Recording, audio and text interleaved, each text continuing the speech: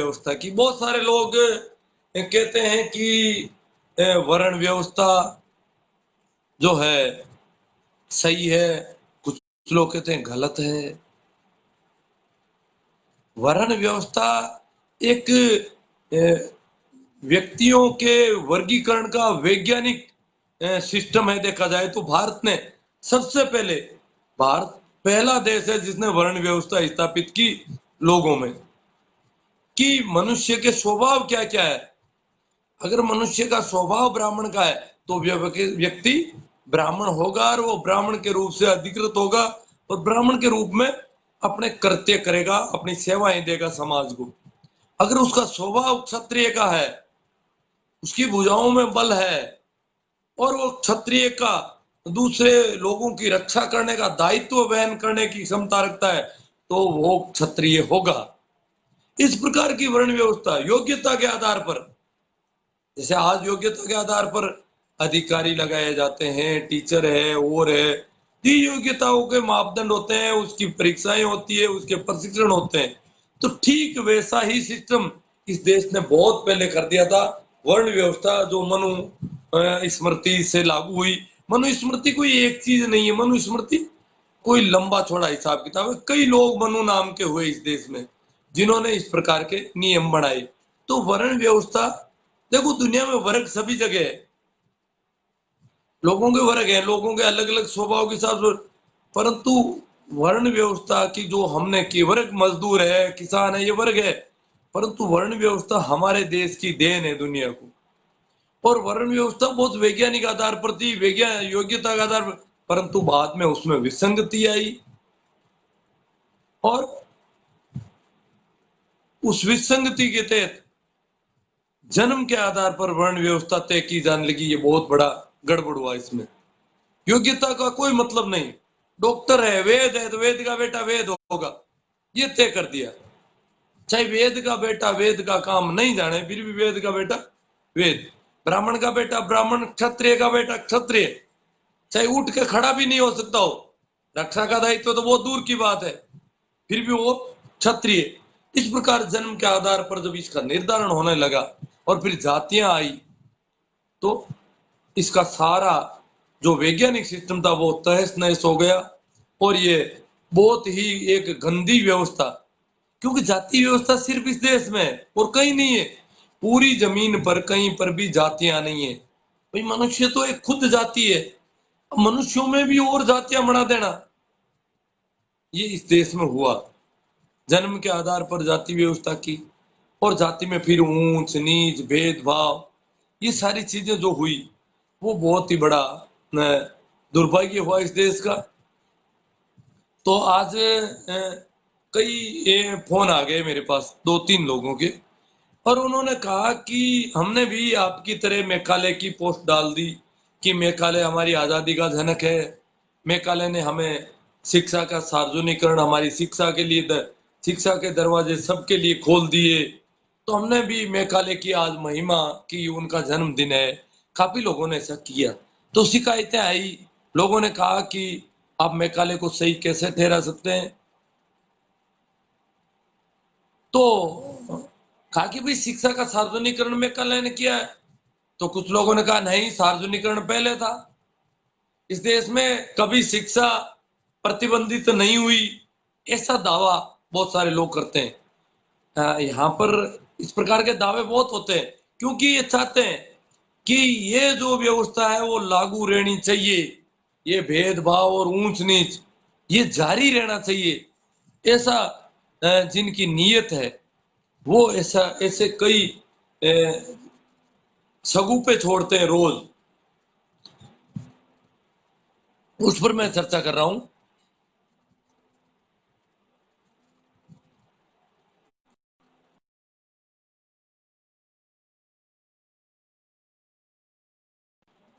कि आज मेघालय की जयंती को मैंने सुबह से ही पोस्टें शुरू कर दी कि भाई आज मेघालय की जयंती है और हमें उनका शुक्रिया अदा करना चाहिए। हम आज जो भी है वो उनकी वजह से है, इसलिए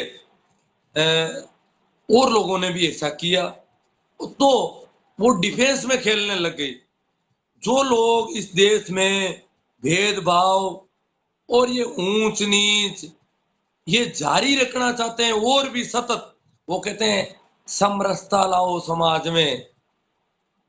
ये नहीं कहते हैं कि समानता लाओ, नहीं, समानता की बात नहीं करते। वो कहते हैं असमानता है तो है, भेदभाव है, ऊंच नीच है, आप उसमें भी समरस हो जाओ, ऊंच नीच से राजी हो जाओ, भेदभाव से भी राजी हो जाओ।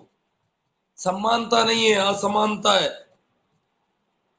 उसमें भी राजी हो जाओ, उसको कहते हैं समरसता। ये नया जो इन लोगों ने छोड़ा है सगुफा कि सामाजिक समरसता चाहिए। अरे भैया, सामाजिक समरसता से पहले आप हमें असमानता को बंद करो, भेदभाव जो है उसको खत्म करने की आप बात ही नहीं करते, ऊंच नीच को खत्म करने की बात नहीं करते। ऊंच नीच और भेदभाव में ही समरस होने के लिए बाध्य करना चाहते हो, और फिर कहते हैं यहाँ कभी भेदभाव था ही नहीं, कभी ऊंच नीच थी नहीं, शिक्षा का सार्वजनिकरण था। ये बिल्कुल, वो कहते हैं कि यहाँ महिलाओं को शिक्षा दी जाती थी, अल्पा गोसा मैत्रेयी, ये महिलाएं शिक्षित थी, गांधारी भी पढ़ी लिखी थी, ऐसा कुछ कहते हैं। परंतु ऐसा था, वो बहुत पहले था, जो था वो बहुत पहले था। कहते हैं वाल्मीकि पढ़े लिखे थे, हो सकता है वाल्मीकि पढ़े लिखे, क्योंकि ये कहा जाता है कि उन्होंने रामायण की रचना की, और वाल्मीकि के बारे में यह भी कहा जाता है कि वो नीची जाति के थे। हो सकता है वो नीची जाति के हो और पढ़े लिखे हो। उस समय ऐसा प्रतिबंध शायद नहीं था, वो बाद में हुआ। मनुस्मृति जब आई, कहते हैं कि वाल्मीकि ने रामायण राम के होने से बहुत पहले कर दी। इसका मतलब त्रेता युग से भी पहले रामायण की रचना हो गई, अगर देखा जाए तो बहुत पहले। हो सकता है उस समय पढ़ने की छूट रही हो, परंतु मनुस्मृति स्पष्ट कहती है कि शिक्षा अलग अलग तरह की होगी। क्षत्रिय के लिए एक ही शिक्षा कि वो युद्ध विद्या सीखे, रण कौशल सीखे, तीर तलवार चलाना सीखे। बाकी मंत्र पढ़ने की, शास्त्र पढ़ने की शिक्षा की छूट उसको नहीं थी। संस्कृत जिसके बारे में कहा जाता है देववाणी, देव कौन? ब्राह्मण देवता, वही बोल सकता है, बाकी कोई व्यक्ति संस्कृत में मंत्रों या श्लोक नहीं बोल सकता, ऐसा ये सब प्रतिबंध थे। तो क्षत्रिय के लिए एक निश्चित शिक्षा थी, वैश्य के लिए दुकान का हिसाब किताब कर लो अपना, वाणिज्य व्यापार का, ये शिक्षा थी, अलाउ थी, अनुमत थी। ब्राह्मण के लिए सभी प्रकार की शिक्षा अनुमत थी, वो तीर चलाना भी सीख सकता था, तलवार चलाना भी सीख सकता था, हिसाब किताब भी सीख सकता था, और शास्त्र वेद कर्म कांड सारे सभी प्रकार की शिक्षा के दरवाजे सिर्फ एक वर्ग के लिए यहाँ पर खुले हुए थे, अन्यथा किसी वर्ग के लिए नहीं थे। ये लंबा चला सिलसिला, क्योंकि हम देखते हैं कि रामायण में कहते हैं कि रामचंद्र ने एक रामचंद्र जब अयोध्या के राजा बन गए, तो एक व्यक्ति आता है, एक ब्राह्मण आता है न्याय मांगने के लिए कि हे राजन, मेरा जवान बेटा मर गया, अभी मैं बेटा हूं और मेरा बेटा मेरे से पहले मर गया, ये बहुत बड़ा अपराध है। बाप के जीते जी बेटा मरना, ये अन्याय हो गया, ये अनहोनी हो गई।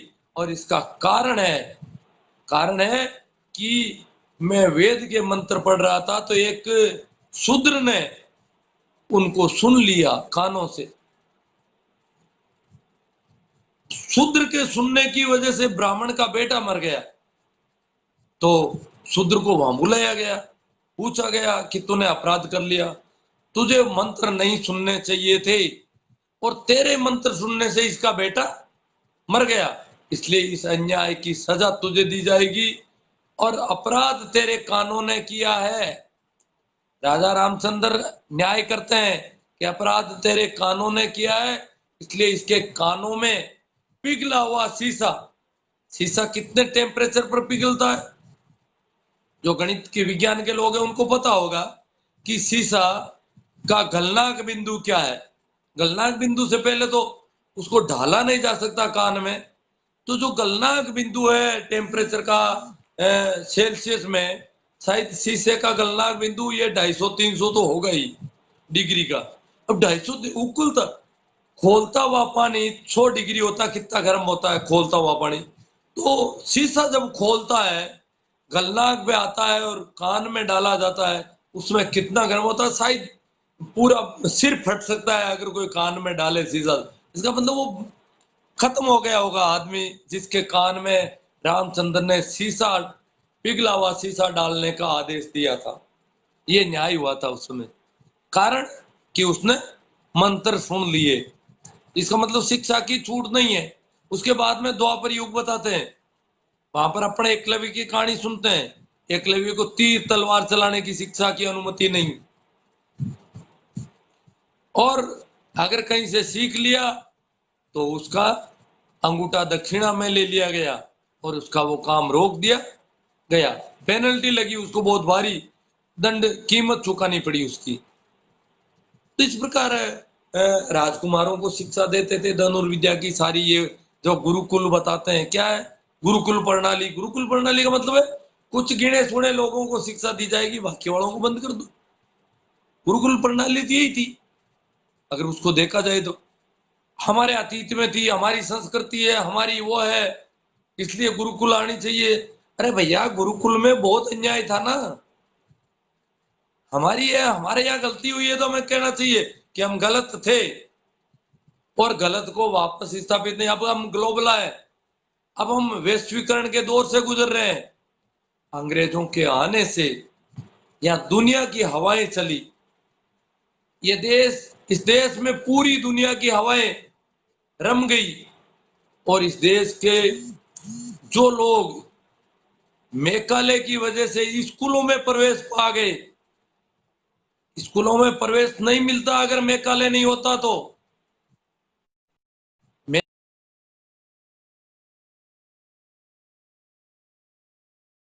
कि हमें जो नौकर चाहिए, पढ़े लिखे लोग चाहिए, रोज रोज यूरोप से लाने की जरूरत नहीं हो, और ऐसा कोई सिस्टम। तो मेघालय ने कहा यहाँ के लोगों को शिक्षा दी जाए, शिक्षित कर लिया जाए, ये सस्ते में हमारा काम कर देंगे, ये नौकरी कर लेंगे और बहुत कम पैसों में काम कर लेंगे। एक तो विदेश से कोई आदमी आता और यहाँ काम करता, ये छोटे मोटे काम करने के लिए शिक्षा की शुरुआत की। तो मेघालय ने जो स्कूलें शुरू की, जो पढ़ाई शुरू की, उसमें ऐसा नहीं रखा, क्योंकि संस्कृत में तो ये तय था कि ये ब्राह्मण ही पढ़ेगा, परंतु वो अंग्रेजी पे पढ़ाता था, अंग्रेजी की शिक्षा शुरू हुई। तो वहां ऐसा कोई नहीं था, जाति का भेद नहीं था, कोई भी पढ़ सकता है, कोई भी उस स्कूल में एंटर हो सकता है, प्रवेश हो सकता है, ये छूट हो गई। उसकी वजह से उस, उसके बहुत बाद में जाकर के कुछ जो तथाकथित आज क्षत्रिय लोग भी स्कूलों में गए। शुरू में क्षत्रिय नहीं जा सके, मेघालय ने छूट दी फिर भी नहीं जा पा रहे थे। वैश्य भी स्कूलों में पहुंच गए, वैश्य सबसे ज्यादा पहुंचे, क्षत्रिय और उसके बाद वैश्य पहुंच गए स्कूलों में, उन्होंने पढ़ाई की। फिर कुछ ओबीसी के लोग भी स्कूलों तक पहुंच गए, जो आज की संवैधानिक ओबीसी है, ये लोग भी। अंबेडकर तो एकमात्र दलित है अगर देखा जाए तो, जो अंग्रेजों के जमाने में पड़ गया। वो तो बड़ौदा के महाराजा की वजह से, उन्होंने वजीफे दिए, उनकी वजह से पड़ गया। बाकी बहुत शायद बहुत कम लोग दलितों में पढ़े होंगे अंग्रेजों के जमाने में भी। छूट तो दे दी, फिर भी स्कूल में प्रवेश नहीं पा रहे थे लोग। कारण कई थे, क्योंकि सामाजिक स्थिति इतनी नीची थी कि आदमी सोच ही नहीं सकता कि मैं स्कूल में एंटर कर सकता हूं। तो ये मेघालय की देन है। और मेरा मानना है कि अगर मेघालय नहीं होता तो न तो कोई अंबेडकर होता, न कोई सर छोटू राम होते, न कोई ज्योतिबा फूले होते, न बलदेव राम मिर्दा होते, और न कुंभाराम मौर्य होते, न हम आज तक पढ़ लिख पाते। वो लोग पढ़े, ज्योतिबा फूले पढ़े, और उनकी पत्नी ने लड़कियों तक को पढ़ाने का बीड़ा उठा लिया। पढ़ाने में अगर पढ़ाने की और शिक्षा की अगर देखी जाए, क्रांति देखी जाए, तो मेकाले के बाद में दूसरा सबसे बड़ा श्रेय जाता है ज्योतिबा फूले और सावित्रीबाई फूले को, जिन्होंने ये बीड़ा उठाया कि पढ़ाएंगे लोगों को, और पढ़ाने के लिए लड़ाइयां मोल ली, संघर्ष किया।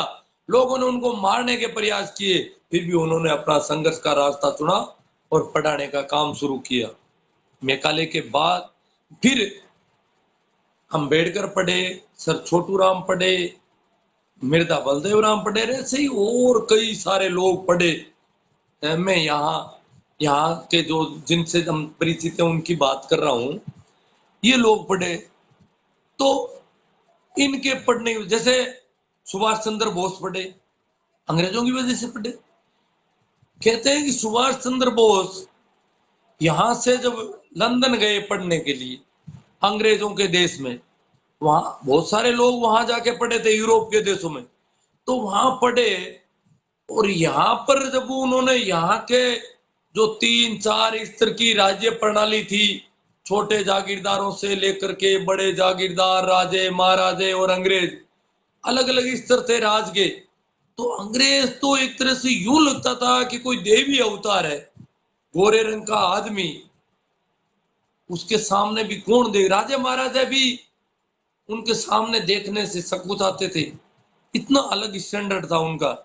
तो कहते हैं सुभाष चंद्र बोस ने जब लंदन में गोरे अंग्रेज को जूतों की पालिश करते देखा, और सुभाष चंद्र बोस ने अपने जूतों पर पालिश करवाई अंग्रेज से, गोरे आदमी से।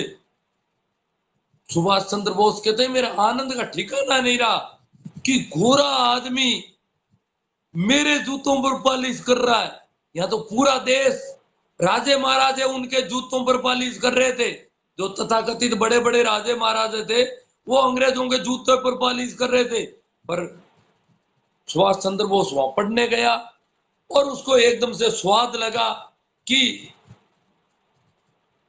अंग्रेज कोई देवी अवतार नहीं है, और जिसने अंग्रेज को जूतों पर पालिश करते देख लिया वो यहाँ आकर के अंग्रेजों के जूते पर पालिश नहीं करेगा। जिसने ऐसा रस तक लिया, वो स्वाद देख लिया, जो आजादी देखी, वहां की हवा लगी, वहां की यूनिवर्सिटियों में जो फिरा घूमा और दुनिया भर के लोगों के बीच में रहा, तो वो आदमी यहाँ आकर के चाहने लगा कि मैं भी इस प्रकार, हम ये मुल्क भी आजाद होना चाहिए। तो ये कहां से शुरू हुई? ये मेकाले से शुरू होती है। मेकाले की शिक्षा नहीं होती